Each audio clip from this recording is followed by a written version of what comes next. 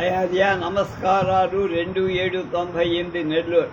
తాము వ్రాసిన కార్డు చేరింది. విషయాన్ని చూసి మొదమందాను. ఈ సెట్లును మిమ్మల్ని ఏమీ పీకలేరు, అది అర్థం. ఆయన ఇంకా చెయ్యలేరు అన్నారు. నేను ఈ మాట చెప్పాను.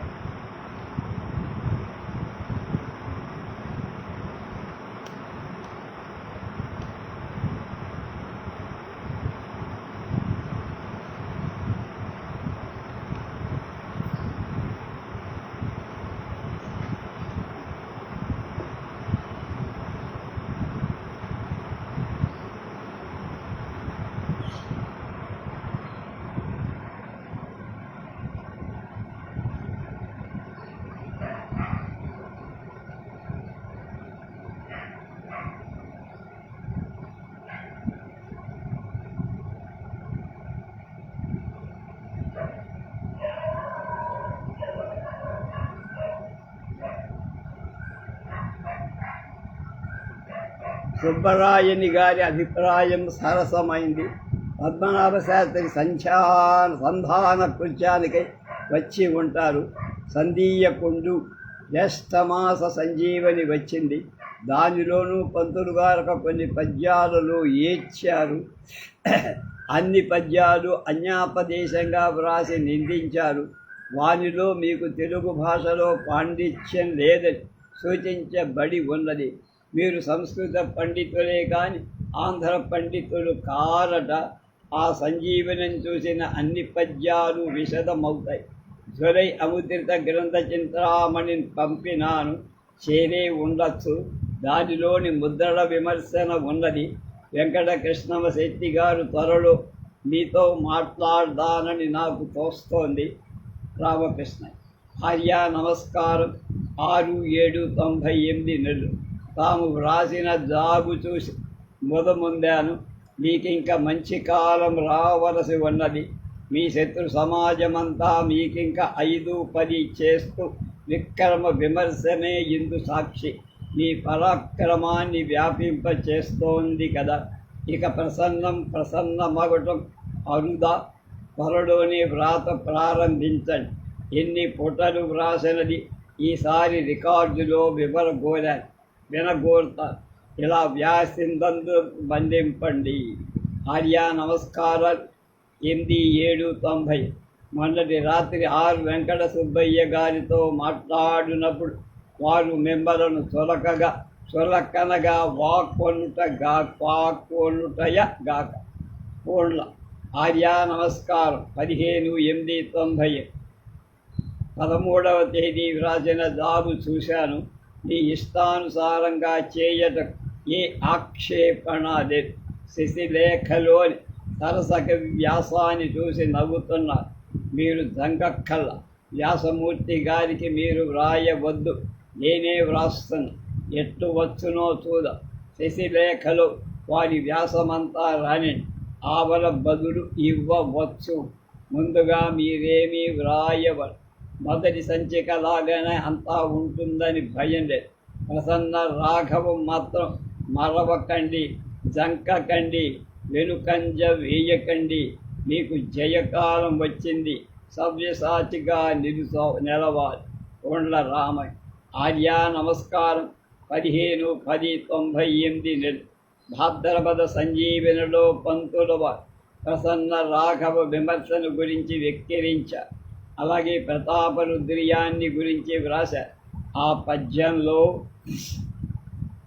ప్రతాపరుద్ర ఉగంధర వేషాన్ని పూనిన వారు చచ్చారని, నికసి నాటక చెడిందని ఎగతాళిగా వ్రాసి ఉన్నారు కోండ్ల. అప్పుడు శాస్త్రుల వారు కుక్కొండ వెంకటరత్నం పంతులు వారు ఆంధ్ర ప్రసన్న రాఘవ నాటకాన్ని విమర్శించారు. శారదా కాంచిక ద్వితీయ కింకి వెంకటరాయ శాస్త్రుల వారు తమ విమర్శ యొక్క అవతారికలో ఇలా వ్రాశారు. ఈ కాలంలో ఆంధ్ర భాషలో ప్రబంధాలు పెరుగుతున్నాయి కదా. వాటిలో అనేకాలైన భాషకు చెడ్డ కలుగుతోంది. ఏదే ఒక గ్రంథం ఆధారంగా ఈ చెరుపు వల్ల విద్యార్థి జన ఉపయోగానికై, భాషా రక్షకై వెల్లడి చేయ తలంపు కొన్న వాడని. అలాంటి ఇప్పటి గ్రంథాల నెల్ల మారారా శ్రీ కుప్పండ వెంకటరత్నం పంతులు వారు రచయించారు. ఆంధ్రప్రసన్న రాఘవం నా ఉద్యమంలో అత్యంత ఉపయుక్తంగా ఉన్నందున దాన్ని విమర్శించాలనుక ఉపయోగ బీజం ఇంచుక వివరిస్తూ కతిపయ పదములకు సజీవ నిర్జీవ సాధనముల అర్థమెరుంగుట గ్రంథార మగుట కాదు, గ్రంథ అరమగుట కాదు. గ్రంథార్థములో అన్ని పదముల అర్థం, వాక్యముల అర్థం, కథా సందర్భం, అలాగే రసాన్ని కూడా దీని నెల్లా మాని దానికి మాత్రం పూని చేసిన తిరిగింపులకు మూల గ్రంథం నామమిడటం సరికాదు. ఈ గ్రంథంలో భాషాంతరీకరణం ప్రాయికంగా తప్పుగా ఉంటుంది. మూలానికి ఇది మూలం కాక దీనికది చీకగా ఉంటుంది. కొన్ని చోట్ల ఇది మూలానికి కూడా అభేద్యమైన వజ్ర కవచం తొడిగి కూర్చున్నది. ఛందో వ్యాకరణ అలంకారాలకు ఇది వేరు పురుగు. రసం సున్నా. అలాగే పూర్వులు చెప్పిన పాకాలు లేవు. కవనం పెద్ద అక్షరాల వ్రాత కుదరక ముందే వ్రాసిన జిలుగు గొలుసు ఎట్లుండునో అలా. వాద పూరణాలలో పద్యార్థం ప్రాయికంగా అభేద్యత్వం పొరసివడు. వాద పూరణ ప్రయోగంలో అదే చక్కగా చేతగామి. ఇంతటి కవి పండి మరి కవి లేడు. అలంకార శాస్త్రంలో చెప్పిన దోషాలలో ఇందు లేనిది లేదు, అందు లేనిది ఇందెంది లేదు కదా. అప్పయతులు, తప్పు ఎతులు, తప్పు గణాలు, తప్పు సంధులు, ఆద్యంత సమాసాలు, సరసవస్తత్యాగ కొసంసరుడు, అత్యంతాశ్చర్య సరసవస్తు త్యాగ, అలాగే సముచ్చయాలు, పౌనరుక్యం, ముక్తానుక్త కావ్య దోషాలు, ఇత్యాద్యుపాయాలు ఏనియు వీరు పద్యము కుదరక పడిన పాటు అనుశోచనీయంగా. గద్యమందు కూడా ఆంధ్ర భాషా స్వభావోల్లంఘనాలు, తెలుగున పనికిరాని సంస్కృత పట్టిక గ్రంథాన్ని చెడిచ. వీరికి సంస్కృతంలో గల లఘు పరిచయంతో ఇది ప్రబంధాన్ని తిరిగింప ఉపాసించడం గొప్ప పర్వ.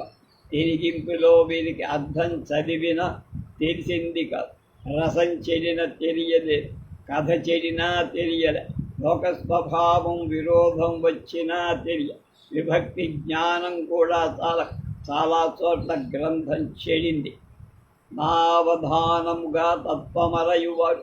వీరికి సంస్కృతం తెలియదు, దేవనాగర గిలివి తెలియదని, నాటక లక్షణం తెలియదని, ఆంధ్ర భాషకు వీరు విషము పెట్టుతున్నారని, ఇతర గ్రంథాల గుణదోషాలు చర్చించడానికి వీరు అధికారులు కారని, వీరి మతంచే భాష చెడుతోందని అని శాస్త్రులు వారు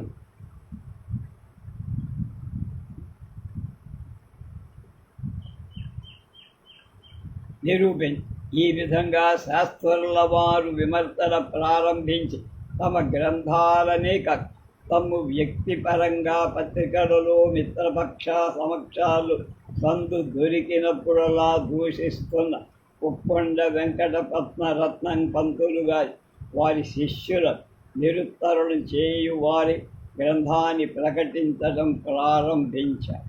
ఆ గ్రంథం చూసి శ్రీ విక్రమదేవవర్మ మహారాజుగా తన అభిప్రాయాన్ని ఇలా చెప్పారు.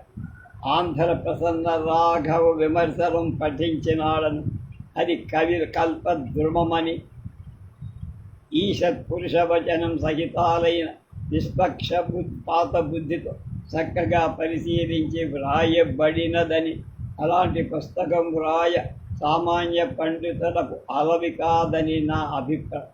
శాస్త్రుల వారు ఇంత పరుషంగా వ్రాసిన కారణాలు తెలపటానికే ఇంత విస్తారంగా వ్రాయాల్సి వచ్చి. శాస్త్రుల వారు న్యాయమా ఇంత పరుషంగా పంతుల వారిని తిట్టడమని గిడుగు రామమూర్తి గారు కూడా తమ భాషా భేషజంలో ప్రకటించారు. న్యాయమే. ఆ కాలపు పరిస్థితులను ఎదిగిన వాళ్ళకందరికీ తెలుసు. 12వ ప్రకటన కవి పండిత సంఘం ద్వితీయ సమావేశ.